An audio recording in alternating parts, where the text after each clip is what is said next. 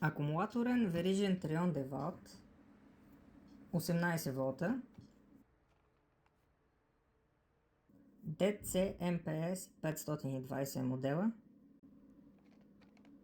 Ключето за смяна и регулиране на веригата е тук отпред в този предпазител.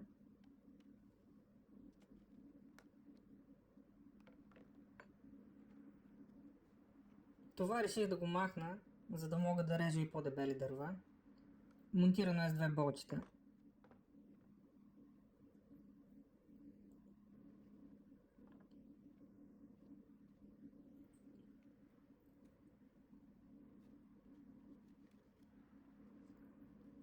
Смяната на веригата и шината става чрез тази гайка. Машинката е удобна, лека и сравнително добре направена.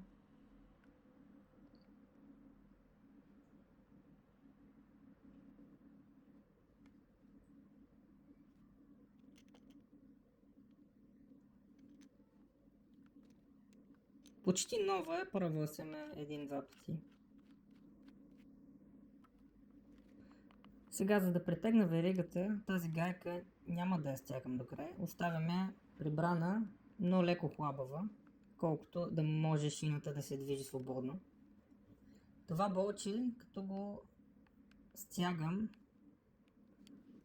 и самата верига.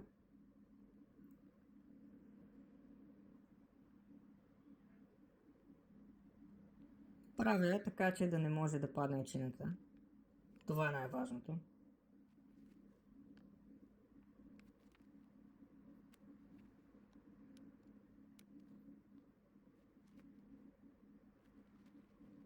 След като съм готов, стягам гайката здраво, за да не мърда повече шината, и това беше стягането.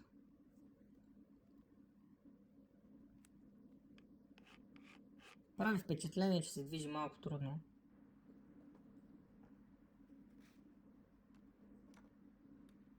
Слагам обикновено двигателно масло, защото с това разполагам в момента. Това е казанчето за смазване на веригата. –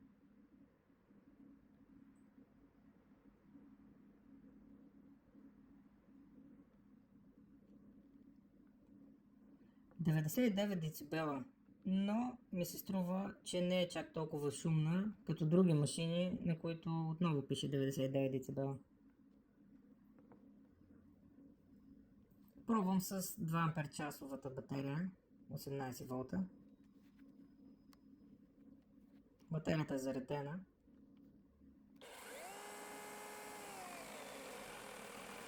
Машината изключва сама, когато натисна малко повече. И реших, че просто има нужда от по-голяма батерия. Сега ще пробвам с PowerStack батерията, 5 ампер-часа, отново заредена.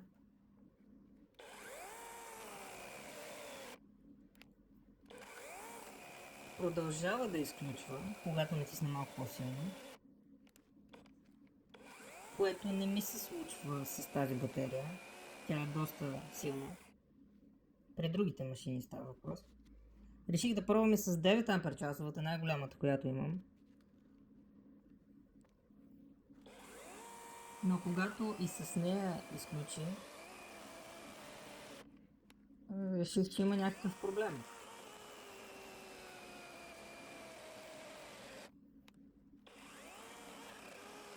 Явно при тези по-къси шини веригата се държи по-отпусната.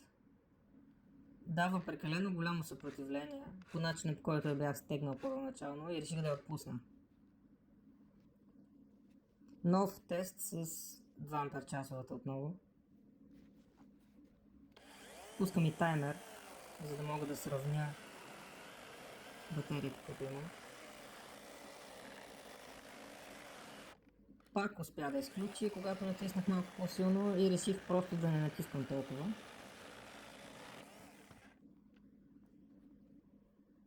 Пет ампер-часа, 18 волта, обикновена батерия с цилиндричните клетки.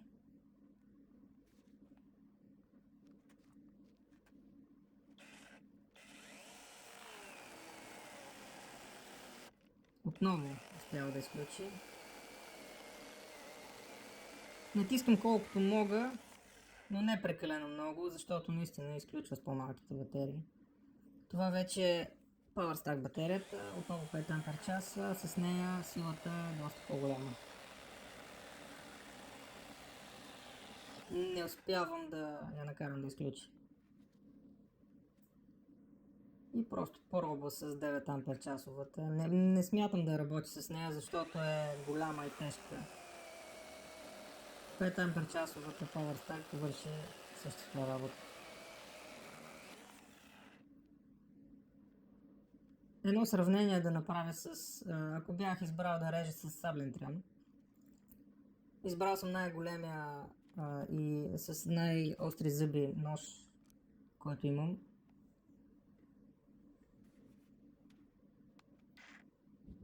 С надежда, че ще успее да отрежа сравнително бързо.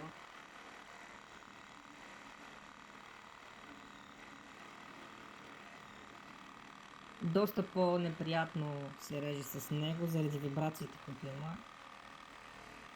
И скоростта е много по-бавна.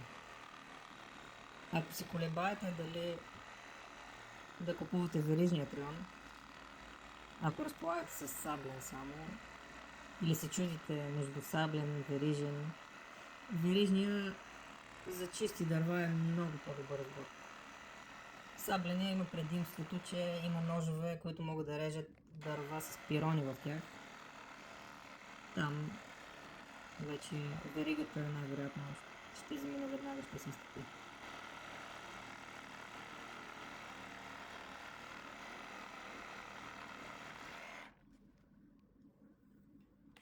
Веригата, с която пристигна машината, е Oregon и реже много добре.